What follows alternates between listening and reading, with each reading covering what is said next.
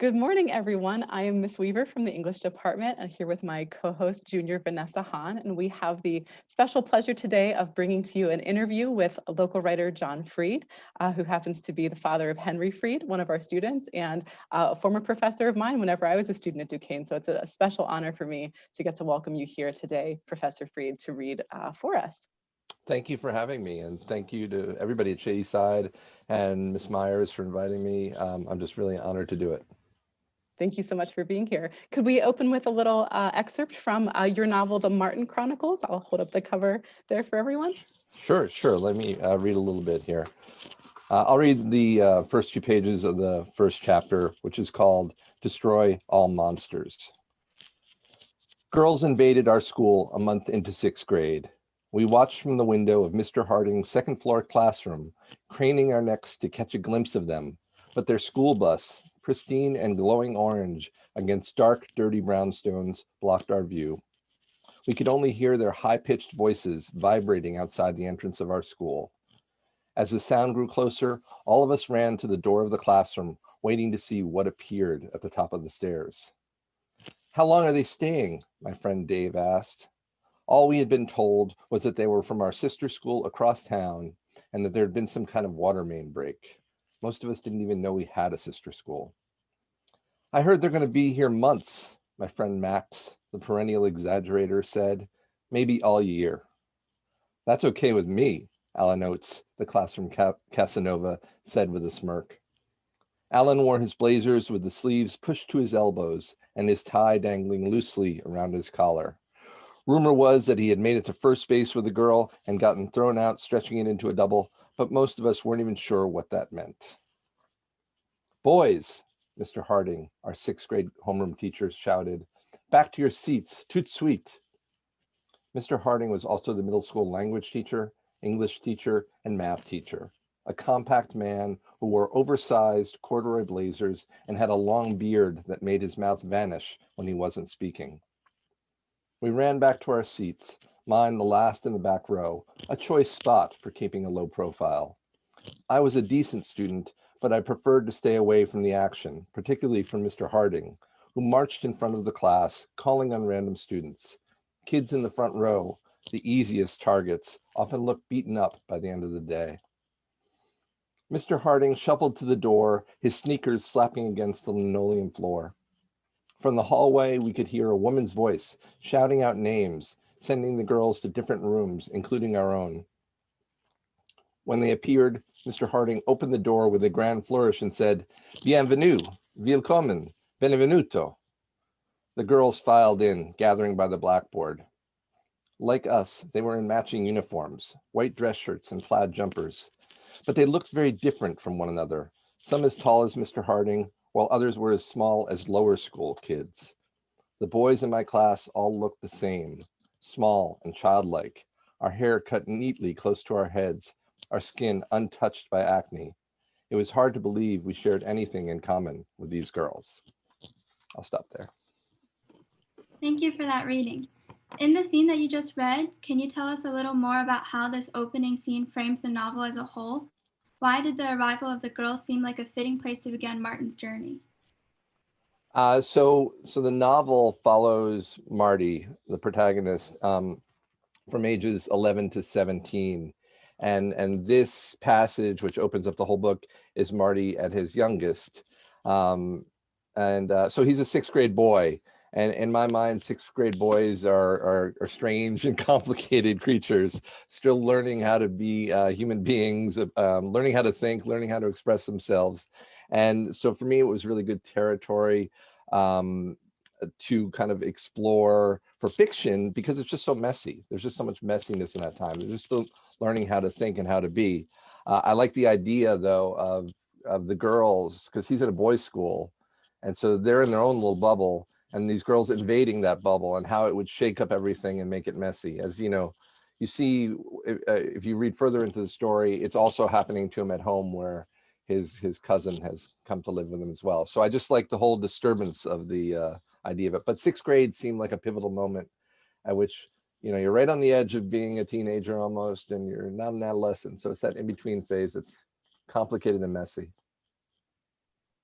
Yes, I think the word invaded in that opening line is so fitting in kind of bringing us into the consciousness of that sixth grade boy. You know, the girls invaded the school, and Marty Kelley is such an interesting character.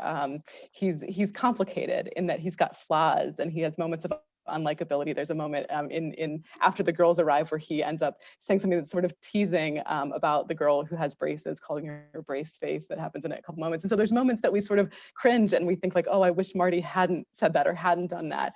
But at the same time, he's a very lovable character. So I wonder if you could speak to sort of what makes us love a character who's flawed, such as Marty, or any character in general that has both really remarkable attributes, but also really significant flaws. Yeah, sure. I mean, I often talk to people about this issue of likability in characters, and particularly with Marty, that like, I have to almost give people permission to not like him because, you know, you think you're supposed to like characters, but I just don't think that's true. And I think the most interesting characters are the one that's flawed.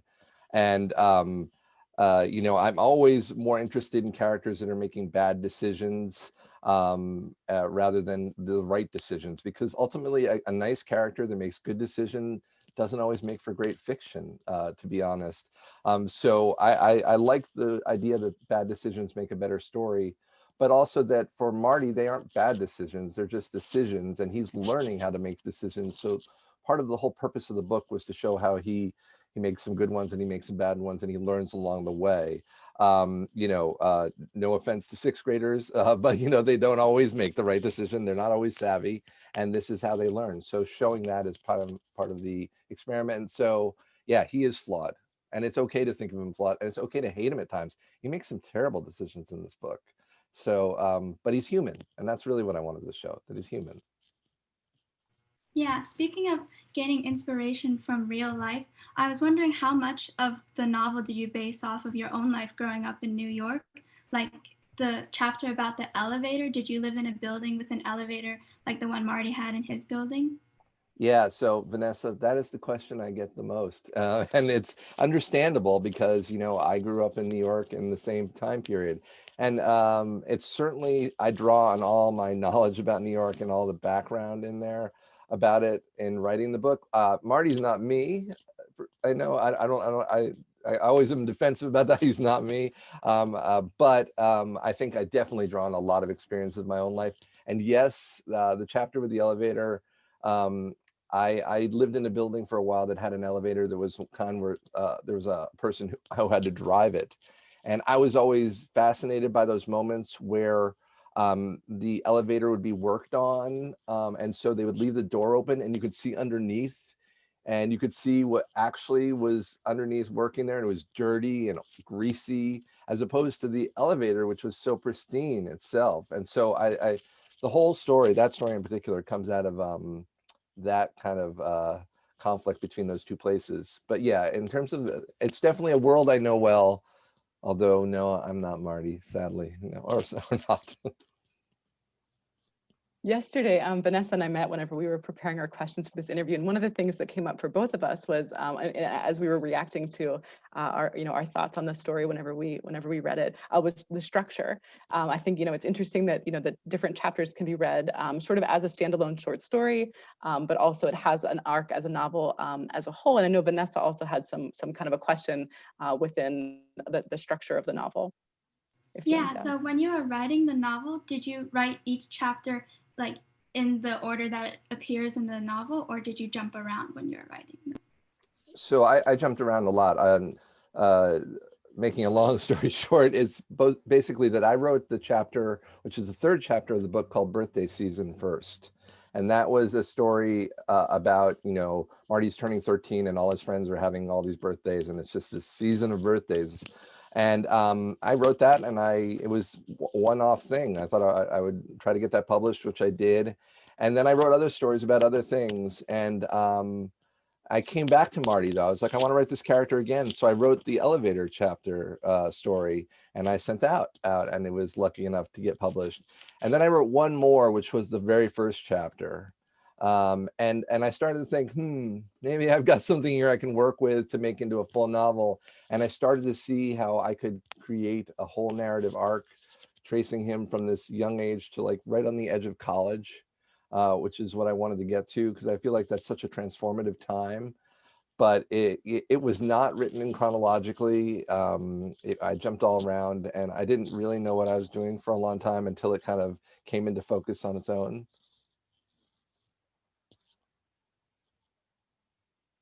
Sorry, a little unmute moment. Yeah. As you were speaking a moment ago about the elevator, right? The pristine exterior and the kind of greasy side that we don't see whenever we're traveling up or down. It made me think about the writing process itself. Always looking for metaphors. The English teacher always looking for that in everything.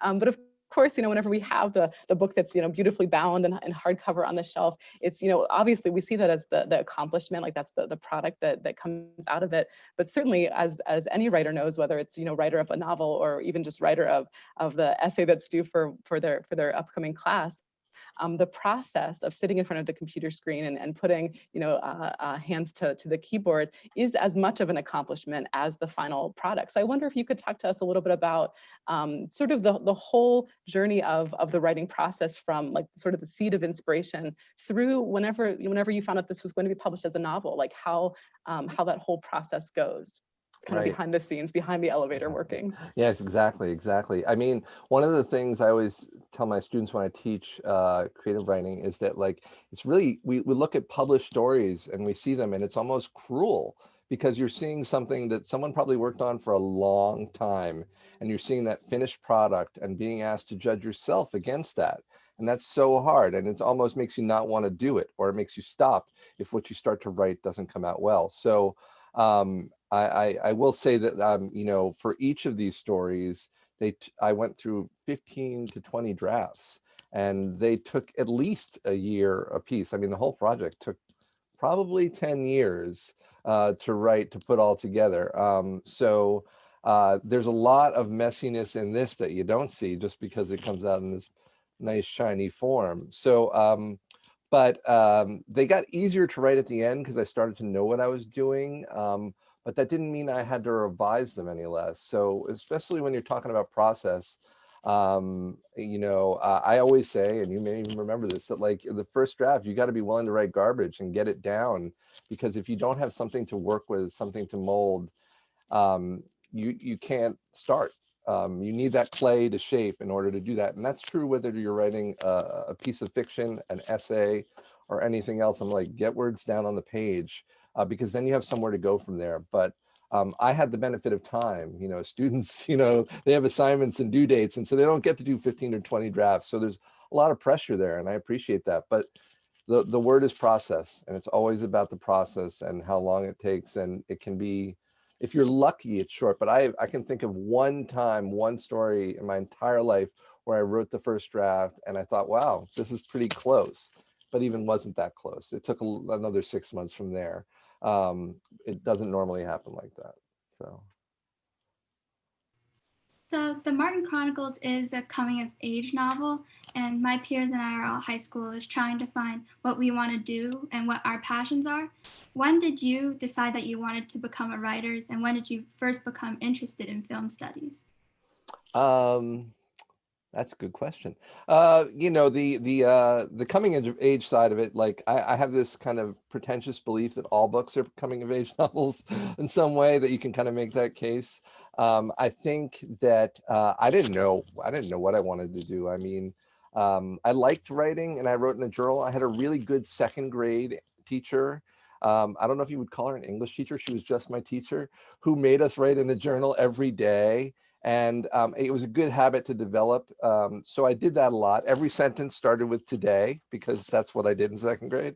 So I don't think I got interested in writing fiction as much until high school, a little bit, and really college. When I started this, I was tired of reading things and I wanted to write my own.